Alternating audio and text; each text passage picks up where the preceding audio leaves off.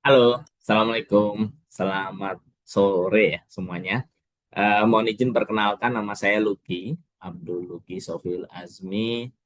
Sebentar sambil saya share screen. Terima kasih sudah hadir di kegiatan pada sore hari ini. Saya adalah salah satu direktur dari MG, Energy Management and Governance Institute, yang kita berusaha untuk memfasilitasi keterkaitan erat antara akademisi dan industri, kemudian juga support berbagai hal lah ya yang terkait dengan energi gitu. Baik untuk kita membuat mengembangkan lembaga ini, manfaatnya tentu utamanya untuk insan-insan di Universitas Proklamasi 45, baik itu dosen maupun mahasiswa, dan juga memenuhi kebutuhan ya di dunia energi itu kan tidak hanya dari sisi teknis tapi juga dari sisi sosial gitu dan juga hukum. Oke, pada sore hari ini saya akan sampaikan tentang integrasi ekonomi, manajemen, dan tata kelola energi dalam menghadapi tantangan transisi energi dalam dan keberlanjutan industri. Nah, pada dasarnya nanti juga akan dipenuhi dilengkapi lah ya oleh eh, dosen lainnya. Tapi mungkin kalau ada pertanyaan-pertanyaan bisa disampaikan melalui em, IG saya @abdluky. Kalau TikTok ada ini, tapi juga sebenarnya ada juga namanya Simply Lucky. Itu saya lebih banyak bercerita tentang energi, terus berbagai hal lah tentang hal-hal yang terjadi di keseharian kita gitu. Eh, tapi kalau pertanyaan lebih cepat biasanya sih lewat IG ya. Oke, kita mulai. Saya kecilin dulu layarnya. Oke. Jadi kita berharap bahwa kita bisa memahami, em, menganalisis mekanisme pasar, biaya, dinamika ekonomi, sektor energi primer dan terbarukan. Kemudian juga kita berharap bisa mengintegrasikan, setidaknya teman-teman memiliki bayangan kerangka manajemen strategis tentang perubahan bisnis di era dekarbonisasi. Dekarbonisasi itu maksudnya ya pengurangan karbon ya, biar kita nggak global warming. Global warming itu ya kita panas, perubahan cuaca. Saya di usia 40-an ini kan ngerasain lah ya, dulu waktu kecil di beberapa daerah itu dingin sekali, sekarang sama aja panas-panas juga gitu. Uh, Apalagi bayangkan itu terjadi 30 tahun lagi dari sekarang, di mana saya rasa teman-teman juga masih di usia produktif. Uh, Kondisi dunia bakal kayak apa, itu yang perlu kita lakukan segera memang. Nah, kita juga perlu mengevaluasi baik itu regulasi, tata kelola, menjamin stabilitas, juga keberlanjutan industri. Tapi karena waktu kita pendek, jadi saya akan berusaha menyampaikan secara eh, keseluruhan, sebanyak mungkin, sebaik mungkin, yang tentu teman-teman perlu melakukan pendalaman lagi ya nantinya. Oke. Ini kurang lebih sama. Kita perlu paham dulu bagaimana energi itu bekerja sehingga kita bisa menganalisis kelayakan pasar, pergeseran biaya pembangkitan, dan lain-lain. Dan juga perlu melakukan perumusan terhadap diversifikasi portofolio, termasuk juga diversifikasi kalau di kita namanya bauran energi ya, bauran energinya. Dan kerangka regulasinya. Jangan lupa bahwa eh, kalian juga akan kemungkinan besar akan masuk ya ke sistem pemerintahan, sehingga perlu mempersiapkan sebaik mungkin mumpung sekarang masih waktunya untuk belajar. Ya tentu sambil kita lakukan yang bisa kita lakukan sekarang ya. Sistem manajemen energi, kita perlu lihat kita sekarang kondisinya kayak apa, kemudian eh, ada efisiensi yang bisa kita lakukan, tentu tanpa mengorbankan kebutuhannya ya. Misalnya kita di dunia industri, kita tentu perlu listrik, kita di rumah tangga kalian juga perlu listrik gitu. Jangan lupa bahwa kebutuhan-kebutuhan itu perlu dipenuhi, tapi juga bumi perlu dijaga. Sehingga kita perlu melakukan manajemen yang baik, eliminate waste, reduce demand, kurangi kebutuhan sebisa mungkin, dan membuat energi yang bisa kita lakukan. Nanti ini kaitannya juga dengan upaya bauran energi nasional. Nah, ini kalau misalnya kondisinya ada di perusahaan. Kalau perusahaan mulainya dari komitmen, kemudian pemahaman tentang penggunaan energi itu seperti apa, ini perlu dilakukan sehingga planning dan pelaksanaannya bisa berjalan dengan baik. Sehingga memang salah satu bagian yang sangat penting adalah memahami bagaimana berbagai hal itu bisa bekerja. Ini saya bercerita dari awal, jadi ada namanya hulu, ada namanya hilir, ya kan? Ini di dunia migas ya, ini contoh di dunia migas. Jadi di dunia, termasuk Indonesia, em, di bawah bumi kita ada minyak dan gas. Ini dari mana? Dari fosil-fosil zaman dulu kala. Yang kebanyakan sebetulnya kalau di minyak dan gas ya eh, lebih ke kayak plankton gitu lah ya. Tapi jumlahnya memang zaman dulu kan makhluk hidupnya itu ya yang banyak. Kemudian diambil dari dalam bumi, biasanya yang kita lakukan itu sebenarnya cuma nusuk gitu ya, kayak jarum panjang ditusuk ke dalam bumi, sepanjang apa macam-macam, ada 3.000, ada 5.000 gitu, tapi ya kurang lebih itu eh, di dalam bumi ya. Ada juga yang cetek banget gitu ya, kalau misalnya teman-teman mungkin di daerah Cepu itu ada juga yang nggak terlalu dalam, jadi bisa dilakukan secara manual. Kalau yang dalam sekali perlu perusahaan besar, kenapa ya? Karena investasinya besar, alatnya juga nggak mudah gitu ya, dan seterusnya.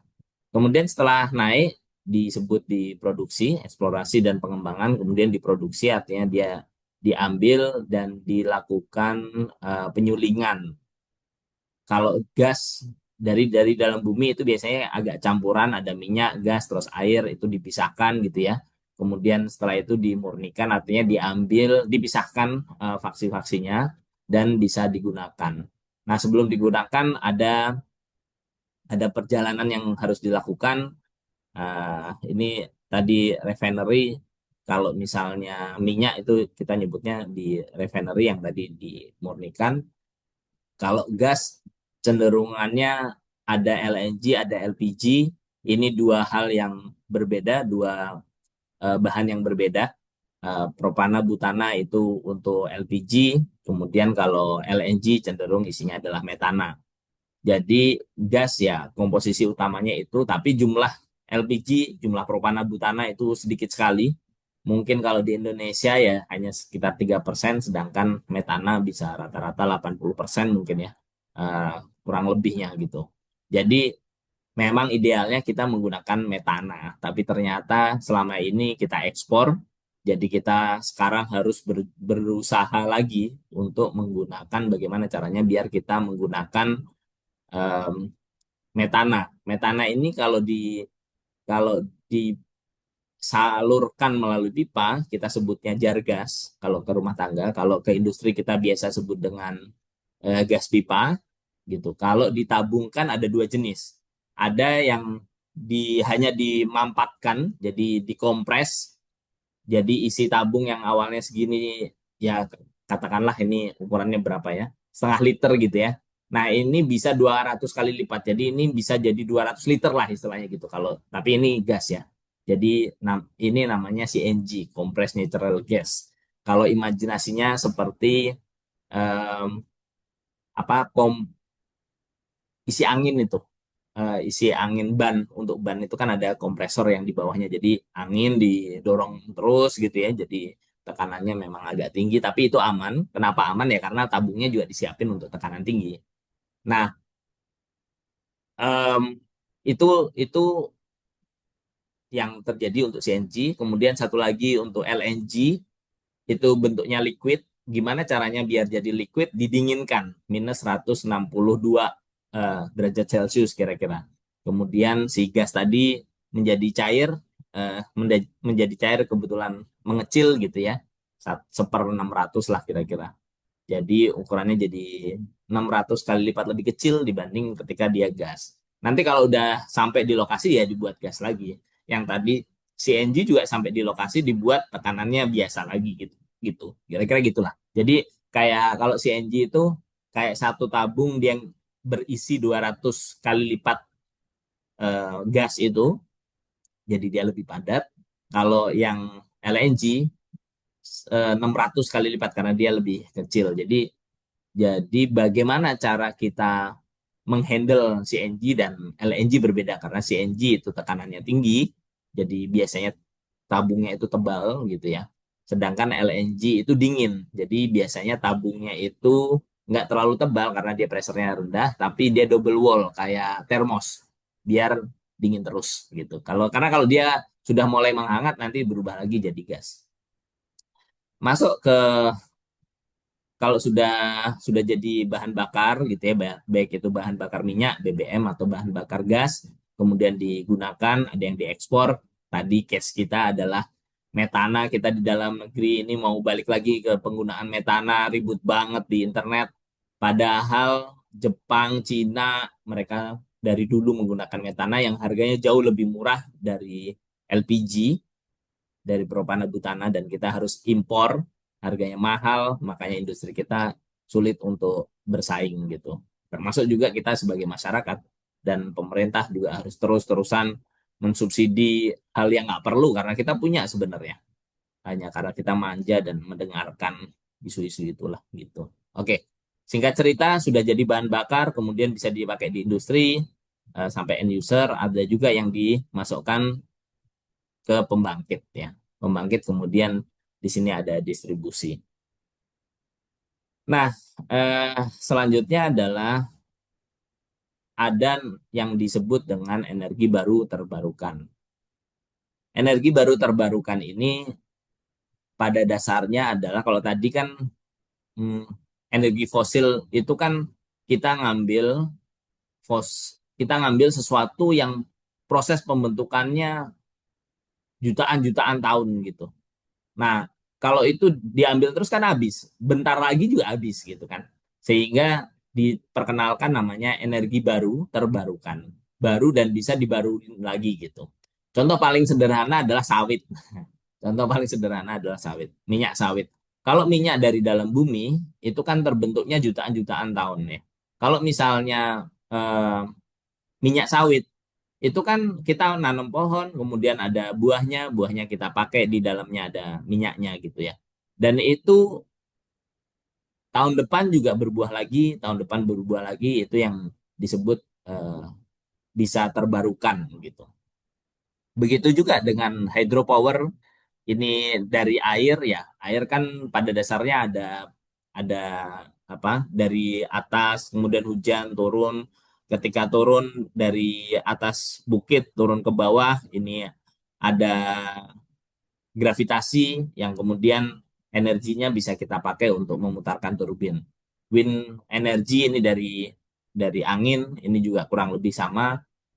Solar energy dari matahari, biomass tadi saya kasih contoh sawit, walaupun selain sawit ada beberapa yang lainnya, termasuk juga sebetulnya sekarang pelet ya, pelet kayu. Kayu itu kan case-nya sama, bahwa dia ditanam, kemudian let's say 4-5 tahun kemudian sudah besar, dipotong, dibakar, tapi kan bisa ditanam lagi gitu dalam waktu yang cukup pendek.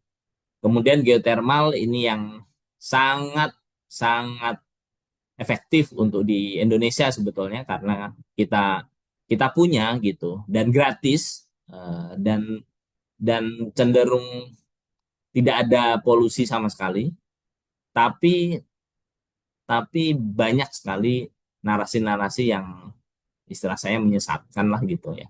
Jadi Geothermal ini kayak gini, kayak kayak tadi kan saya bercerita bahan bakar ya, ada BBM, ada BBG. Sebagian besar bahan bakar itu apa? Dibakar kan.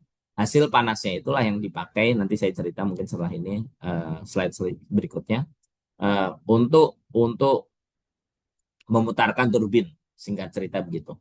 Nah, kalau ini panasnya sudah ada dari dalam bumi. Kenapa? Karena kita bagian dari ring of fire gitu. Jadi kita memang apa tidak jauh di bawah permukaan bumi kita ini ada panas, ada panas yang bisa kita manfaatkan.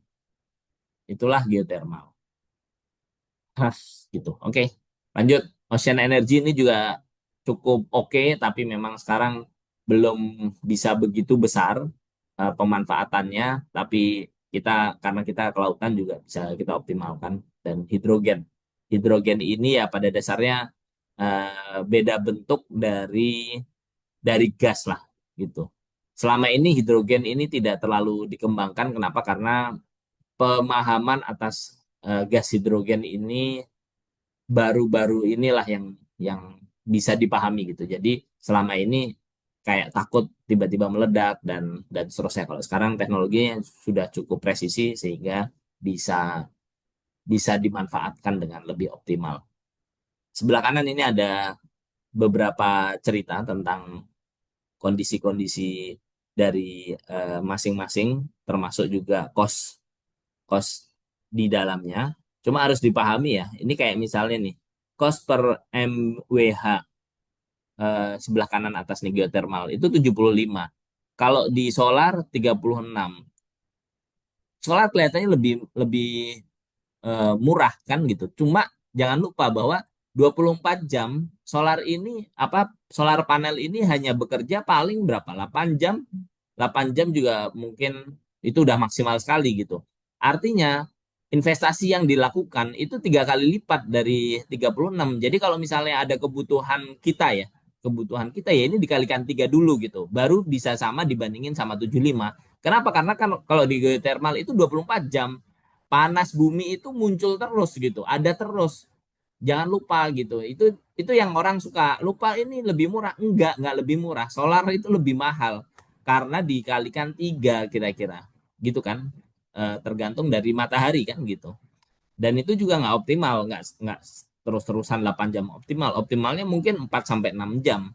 Jadi perlu dikalikan untuk memenuhi balik lagi. Kita kan ada kebutuhan-kebutuhan dasar yang perlu kita penuhi. Kurang lebih begitu. Jadi makanya itu walaupun biomass kelihatan mahal, tapi ketika dibandingkan ya akhirnya nggak semahal itu. Dan memang menurut saya yang paling optimal untuk di kita ya, most adalah geothermal. Kalau ada geothermal itu utama lah. Kemudian eh, apa angin ini harus konsisten dan terus menerus karena kalau enggak dia kan tergantung musim ya. Jadi kalau enggak investasinya juga nggak akan balik dan terlalu mahal. Oke, kita mulai penjelasan dari PLTU, cara kerja.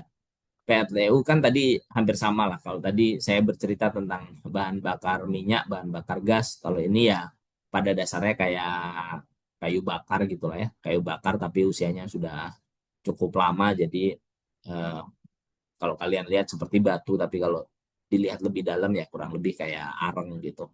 Yang kemudian ini dibakar dia memanaskan air, makanya ini namanya boiler. Jadi dia mendidihkan air. Air kalau didih jadi apa? Jadi uap air ya. Kalau bahasa Inggrisnya steam. Kemudian ketika dia jadi air dan berubah menjadi uap air, tentu punya energi yang cukup besar dan ya dia ukurannya juga berbeda dan itulah yang dipakai untuk memutarkan turbin. Turbin berputar, kemudian memutarkan generator. Generator ini um, ya harusnya kalian paham lah ya. Kalau nggak paham, uh, DM saya boleh. Ya, generator ini yang kemudian menghasilkan listrik gitu, kurang lebih sama. Nah, tadi steamnya uap airnya energinya sudah menurun, kemudian dia bertahap berubah menjadi air lagi dipanasin lagi, mutar lagi gitu. Kurang lebih itu yang dilakukan. Terus kenapa ini ada status air laut? Karena air yang digunakan cukup banyak, termasuk untuk pendinginan ya. Ini biasanya dua siklus yang berbeda antara air yang di dalam dan di luar. Tapi pada dasarnya dia memerlukan air yang cukup banyak sehingga biasanya PLTU ini diletakkan di pinggir laut atau di pinggir sungai gitu. Selain juga untuk biar lebih mudah ya nganter-nganter batu bara itu call handlingnya biar lebih mudah. Jadi dia biasanya diletakkan di samping laut atau sungai. Kemudian ini gas turbin. Gas turbin ini ketutupan di saya. Bentar, saya geser dulu gambarnya. Ini kira-kira eh, kalau di kanan ini kombinasi ya gas dan eh, gas dan uap. Uap itu tadi steam. Nah, kalau gas turbin ini air masuk dikompresi ditekan dengan tekanan tinggi, kemudian dimasukkan gas fuel, terus dibakar. Dibakar, dia tekanannya tinggi, kemudian dia memutarkan poros yang dihubungkan dengan generator yang menghasilkan listrik. Kurang lebih sama seperti itu. Nah, yang di bagian bawah ini, tadi kan gasnya masih ada panas ya, masih panas.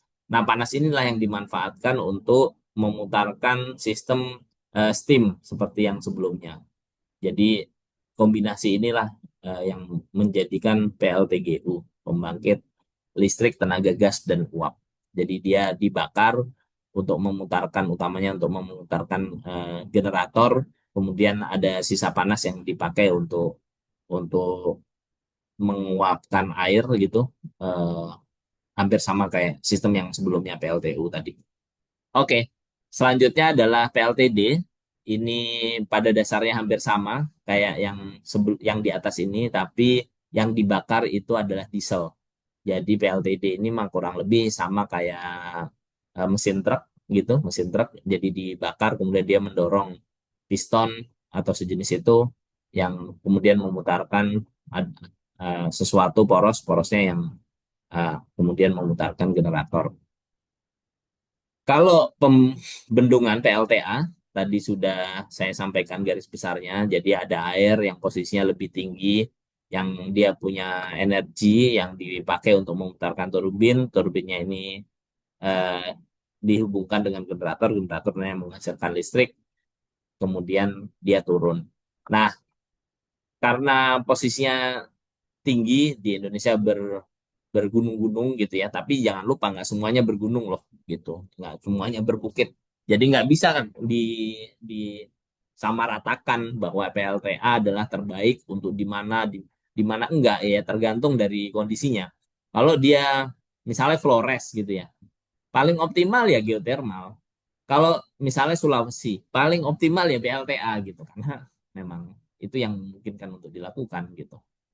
Nah, dengan skema seperti ini, kemudian kalau ini yang di bawah ini ternyata posisinya masih tinggi, dia bisa lagi dibikin lagi kurang lebih yang sama. Makanya itu biasanya PLTA bisa bertingkat-tingkat eh, posisinya. Kalau PLTS pada dasarnya ada solar panel karena dia perlu lahan yang lumayan, makanya makanya memang eh, agak challenge untuk pembangunannya, tapi memungkinkan untuk kita lakukan misalnya di atap-atap yang selama ini tidak dimanfaatkan dengan optimal kan gitu ya. Ini eh, kurang lebih sama kayak tadi memutarkan generator. Kalau PLTS dia nggak ada apa nggak ada generatornya, jadi dia proses dari solar panel inilah yang masuk ke menjadi listrik. Kalau ini sama ada putarannya memutarkan generator, itulah yang menjadi listrik. Kalau pembangkit nuklir pada dasarnya hampir sama kayak PLTU, cuma jadi di situ ada air yang dipanaskan menjadi uap air gitu ya. Yang menjadi pembeda kalau di PLTU tadi kan kita case-nya adalah batu bara yang sekarang mulai digeser dengan pelet dari kayu. Kalau nuklir ya ini dari reaksi nuklir, jadi panasnya dari reaksi nuklir gitu. Nah, pemerintah juga sudah melakukan net zero emisi target 2060 diharapkan lebih cepat, energi terbarukan 2025 diharapkan 23%, batu bara diharapkan bisa pensiun dini tapi memang bertahap, dan sekarang juga mulai digeser menjadi pelet. Kemudian dekarbonisasi sektor kelistrikan, termasuk juga sekarang mulai digalakkan pembangkit listrik tenaga surya oleh pemerintah, dan ada integrasi data. Pajak karbon ini dilakukan tujuannya agar ada insentif, agar orang mau bergeser, yaitu dengan menetapkan harga atas emisi. Jadi kalau misalnya kita buang sampah, kita bayar gitulah ya. Kalau ini kita bikin polusi udara, kita harus bayar. Makanya ada pajak karbon. Termasuk juga pembayaran ini dianggap sebagai jual beli. Jadi kalau misalnya kita kita harus mengeluarkan karbon, ya kita harus membayar, ada carbon offset yang harus kita bayarkan. Tujuannya nanti duitnya untuk apa ya? Untuk penghijauan lah, apalah gitu. Jadi secara secara bumi ini bisa terus terjaga. Fit in tarif ini terkait dengan kalau misalnya tadi ya, eh, biaya biaya listrik itu kan biaya pembangkit baru terbarukan kan cenderung lebih mahal. Kenapa lebih mahal? Ya jelas selain teknologinya lebih baru, mungkin lebih rumit gitu. Tapi juga kalau misalnya batu bara kan kita tinggal ngeruk ya, eh, minyak, gas ya, walaupun sistemnya prosesnya sulit, tapi kan kita tinggal ambil gitu. Kalau ini kan enggak ya, eh, jadi memang ada ya, walaupun kita ngambil dari lingkungan juga, tapi cenderung lebih mahal. Nah, karena dia lebih mahal, eh, jadi pengembalian investasinya perlu lebih lama kalau harganya sama.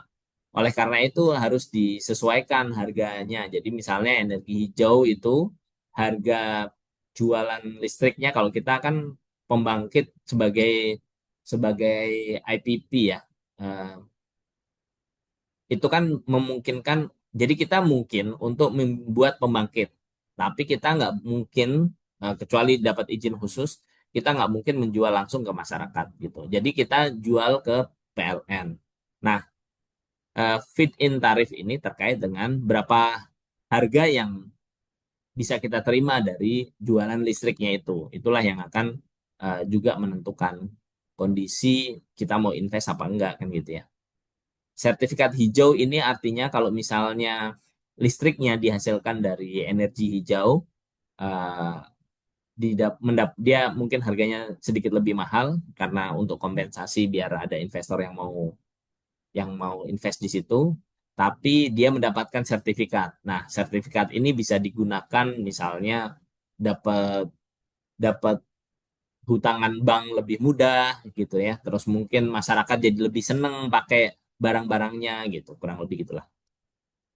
Oke, kita lanjut ke kombinasi energi atau seringkali disebut dengan bauran energi.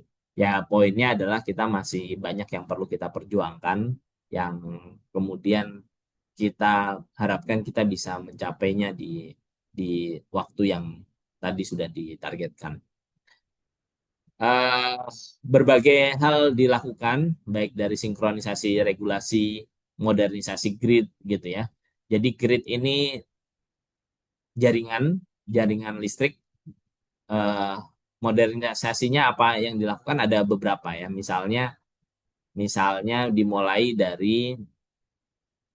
dari sistemnya, bahwa kita kan bisa menghasilkan listrik sendiri kayak tadi, pembangkit atap apa, surya yang ada di atap kita gitu ya, atau mungkin kalau kita punya duit agak banyak tapi izinnya pasti lebih sulit, kita bikin pembangkit angin, kincir angin tapi yang gede gitu.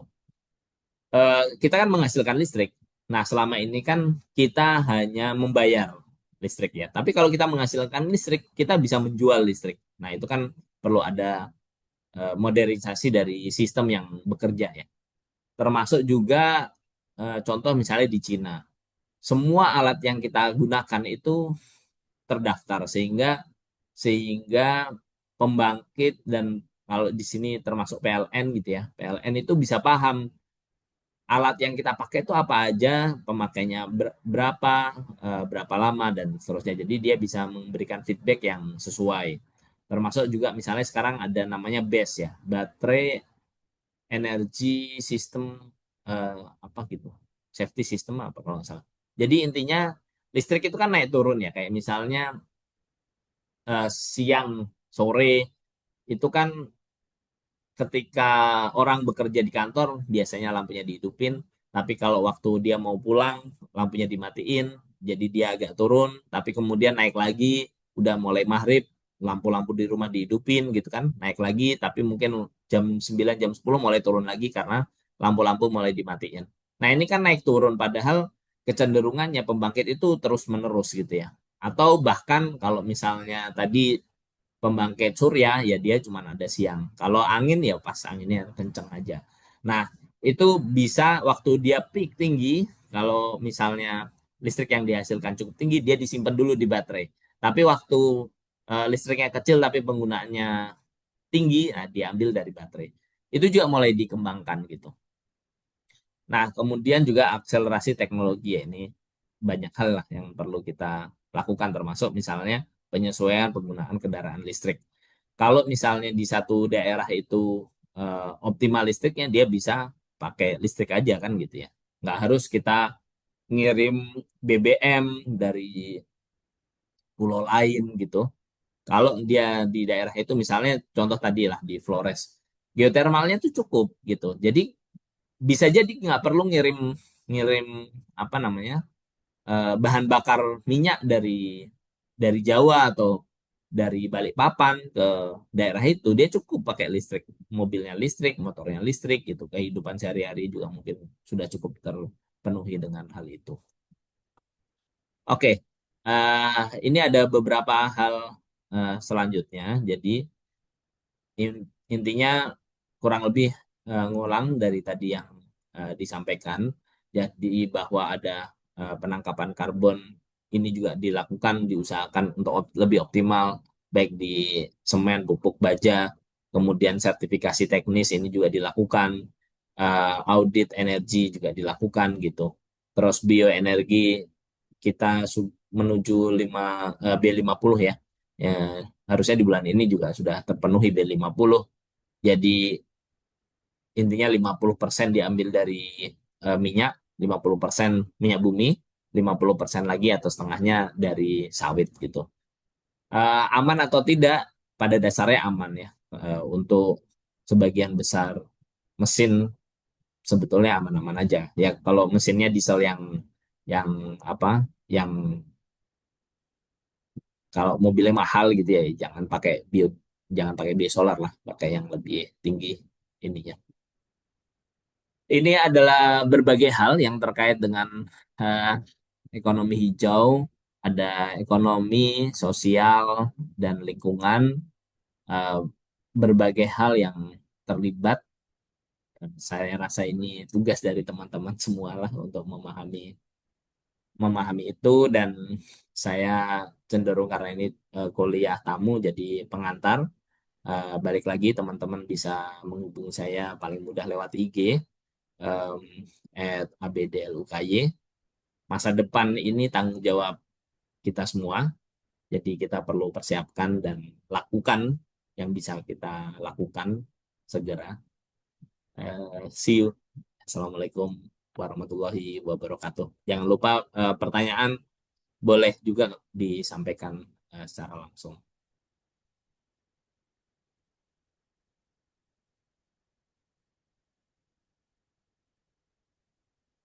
Baik, Assalamualaikum warahmatullahi wabarakatuh.